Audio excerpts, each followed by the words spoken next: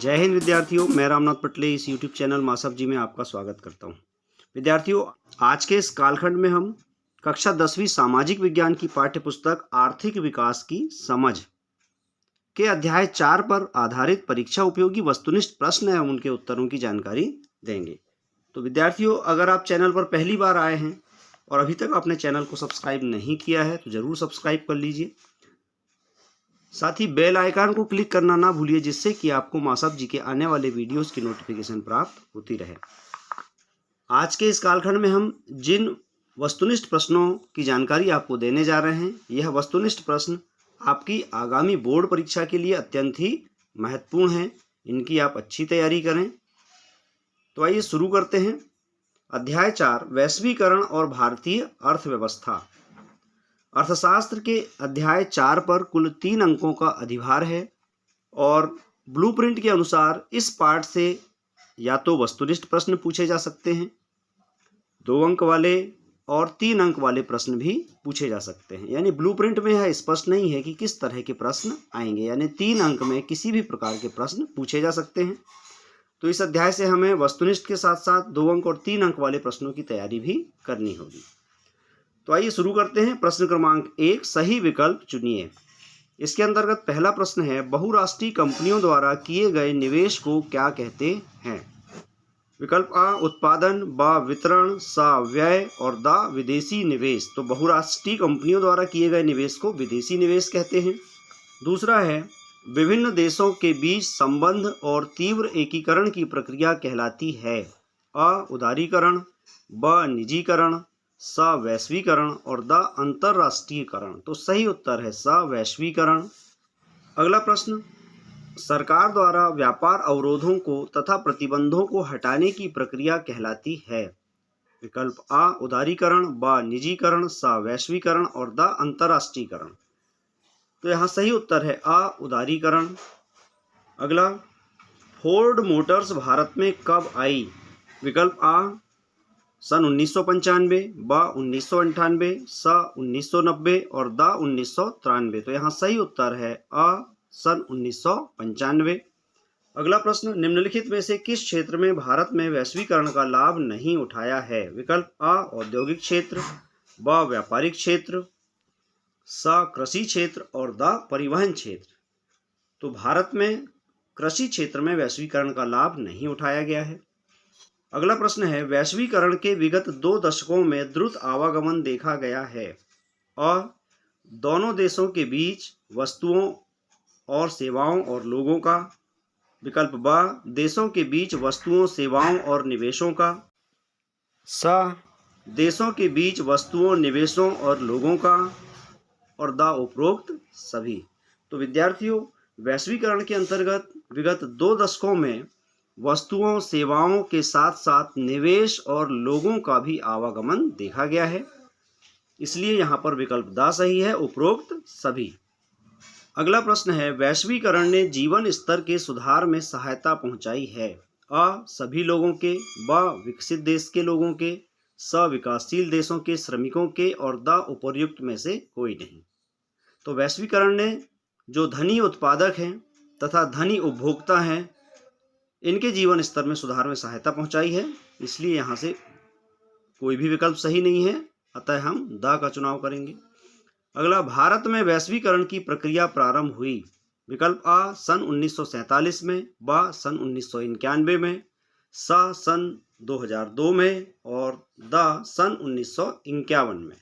तो भारत में वैश्वीकरण की प्रक्रिया प्रारंभ हुई सन 1991 में। विकल्प ब सही है। अगला प्रश्न है, विश्व के देशों में बहुराष्ट्रीय कंपनी द्वारा निवेश का सबसे अधिक सामान्य मार्ग है? अ, नए कारखानों की स्थापना, ब, स्थानीय कंपनियों को खरीद लेना, स, स्थानीय कंपनियों से साझेदारी करना और द, उपर्युक्त में से कोई नहीं। तो बहुराष्ट्रीय कंपनियों द्वारा निवेश का सबसे अधिक सामान्य मार्ग होता है स्थानीय कंपनियों से साझेदारी करना, यानी विकल्प सा सही है। अगला प्रश्न, वैश्वीकरण से कौन से उद्योग बंद हो गए हैं? विकल्प आ, बड़े पैमाने के उद्योग, ब, बहुराष्ट्रीय कंपनियां, स, लघु उद्योग और द, सभी प्रकार के उद्योग। तो यहाँ पर सही उत्तर है स, लघु उद्योग। वैश्वीकरण के कारण जो छोटे उत्पादक हैं उन्हें नुकसान हुआ है और ऐसे लघु उद्योग बंद हो गए हैं। आइए अब देखते हैं प्रश्न क्रमांक 2, रिक्त स्थानों की पूर्ति कीजिए। इसके अंतर्गत पहला है, खालिस्तान विभिन्न देशों को आपस में जोड़ने का मुख्य माध्यम रहा है। तो यहाँ हम लिखेंगे वैश्वीकरण। दूसरा, स्वतंत्रता के पश्चात भारत सरकार ने विदेशी व्यापार एवं विदेशी निवेश पर खालिस्तान लगा रखा था, प्रतिबंध लगा रखा था। तीसरा, विभिन्न देशों के बीच परस्पर संबंध और तीव्र एकीकरण की प्रक्रिया ही खालिस्तान कहलाती है, वैश्वीकरण। चौथा, भारत में लघु उद्योग में कृषि के बाद सबसे अधिक खालिस्तान नियोजित हैं, श्रमिक नियोजित हैं। पांचवा, खालिस्तान एक बहुराष्ट्रीय कंपनी है। तो यहाँ पर हम टाटा मोटर्स, रैन बक्सी या इन्फोसिस में से कोई भी एक नाम लिख सकते हैं। अगला है, विश्व व्यापार संगठन सभी देशों के लिए खालिस्तान से संबंधित नियम बनाता है, व्यापार से संबंधित, विश्व व्यापार संगठन यानी WTO। अगला प्रश्न है, 2016 तक खालिस्तान देश विश्व व्यापार संगठन के सदस्य थे। तो यहाँ हम लिखेंगे 160। अगला प्रश्न है, भारत में लघु उद्योगों में लगभग खालिस्तान लोग कार्यरत हैं। तो यहाँ हम लिखेंगे 2 करोड़। अगला है, आयात पर कर खालिस्तान का एक उदाहरण है। तो यहाँ हम लिखेंगे व्यापार अवरोधक। अगला, सरकार द्वारा आयात होने वाली वस्तुओं की संख्या सीमित करना खालिस्तान कहलाता है। यहाँ हम लिखेंगे कोटा। कोटा मतलब आयात की जाने वाली वस्तु की मात्रा को सीमित कर दिया जाता है, इसे कोटा कहते हैं। अगला प्रश्न है, सत्य असत्य लिखिए। नंबर 1, कई शीर्षस्थ बहुराष्ट्रीय कंपनियों की संपत्ति विकासशील देशों की सरकारों के संपूर्ण बजट से भी अधिक है, सत्य कथन है। दूसरा, विदेशी व्यापार विभिन्न देशों के बाजारों को जोड़ने, एकीकरण में सहायक होता है, सत्य है। तीसरा, जीवन के प्रत्येक क्षेत्र में कंप्यूटर का प्रवेश हो गया है, सत्य है। सरकारें व्यापार अवरोधक का प्रयोग विदेशी व्यापार में वृद्धि करने के लिए करते हैं, असत्य। व्यापार अवरोधक से विदेशी व्यापार उसमें कमी आती है। भारतीय बाजारों में अमेरिका के खिलौनों की भरमार हो गई है, असत्य है। भारतीय बाजारों में चीन के खिलौनों की भरमार है। वैश्वीकरण से कुछ लोगों की जीवन की दशा में सुधार हुआ है, सत्य है। वैश्वीकरण से रोजगार के अवसर बढ़े हैं, यह भी सत्य है। भारत में नई आर्थिक नीति सन 1991 में लागू हुई, सत्य कथन है। बहुराष्ट्रीय कंपनी एक ही देश में व्यापार करती है, असत्य है। बहुराष्ट्रीय कंपनी अनेक देशों में व्यापार करती है। और पार्ले एक बहुराष्ट्रीय कंपनी नहीं है, सत्य कथन है। आइए अब देखते हैं प्रश्न क्रमांक 4, सही जोड़ी बनाइए। कॉलम आ में लिखे कथनों की जोड़ी कॉलम बा में लिखे कथनों से बनाएंगे। कॉलम आ में पहले नंबर पर है, सरकार द्वारा अवरोधों अथवा प्रतिबंधों को हटाने की प्रक्रिया कहलाती है। इसकी जोड़ी हम बनाएंगे उदारीकरण से। दूसरा, विश्व के लगभग कितने देश विश्व व्यापार संगठन के सदस्य हैं? तो इसकी जोड़ी हम 160 दिया हुआ है। तीसरा, टाटा मोटर्स एक कंपनी है, इसकी जोड़ी हम बनाएंगे बहुराष्ट्रीय कंपनी से। बहुराष्ट्रीय कंपनियां छोटे उत्पादकों से सस्ते दरों पर खरीदते हैं, कपड़े, जूते चप्पल और खेल के सामान। बहुराष्ट्रीय कंपनियां जो होती हैं ये अन्य छोटे उत्पादकों से कपड़े, जूते, चप्पल इत्यादि खरीद करके और अपने ब्रांड नेम से बेचते हैं। विदेशों में निवेश करने वाली भारतीय कंपनियां, विदेशों में निवेश करने वाली भारतीय कंपनियों में टाटा मोटर्स और इन्फोसिस, इससे जोड़ी बनाएंगे। आईटी ने सेवाओं के उत्पादन के प्रसार में सहायता की है। तो आईटी यानी इंफॉर्मेशन टेक्नोलॉजी अर्थात सूचना प्रौद्योगिकी, जिसने कॉल सेंटर के माध्यम से सेवाओं के प्रसार में सहायता की है, इसकी जोड़ी कॉल सेंटर से। बहुराष्ट्रीय कंपनियों ने उत्पादन करने के लिए निवेश किया है, चेन्नई के निकट, इससे जोड़ी बनाएंगे।